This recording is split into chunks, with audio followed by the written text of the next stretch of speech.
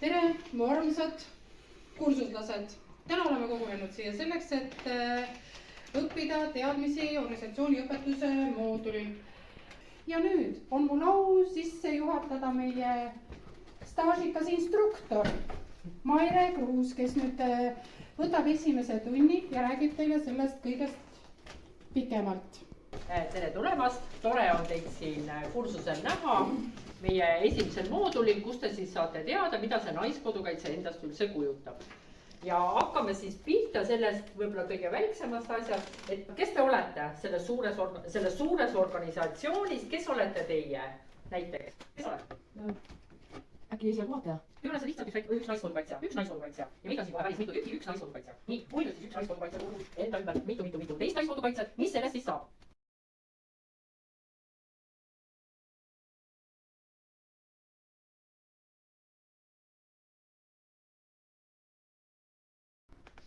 Niimoodi. Meie ringkond on, ma keegi oskab öelda, mis on meie ringkond? Lääne, panen siia juurde lääne. Nii, mitu ringkonda on olemas. Nüüd on meil üks pisike naiskodukaitsja, kui paneme 85 kokku, saame jaoskonna, 5 jaoskonda moodustavad ringkonna ja need ringkonnad moodustavad mis asja. Mis see saab, kui me ülevad tuleme niimoodi, tuleme alla ja üle Eesti laiali, mis see kõik kokku on, need ringkonnad? No, kui meil on 15 ringkonda, kuhu te olete tulnud, mis organisatsioon see on? Naiskodukaitse, õige. Ja see ongi suur naiskodukaitse. Ja neid ringkondi on 15 terve Eesti peal. Vot, tubli, esimese tunni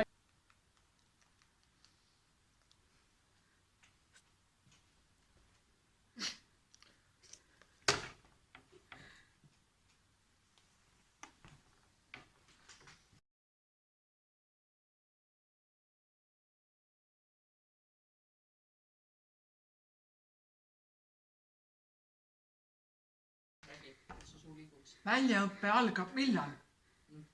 Järgmine moodul on PV teine moodul, siis tuleb meil 3. moodul, siis meil tuleb veel 4. moodul ja siis tuleb veel 5. moodul ja see ei ole veel kõik. Naiskodukaitses on nii palju teha, tulge aga kõik.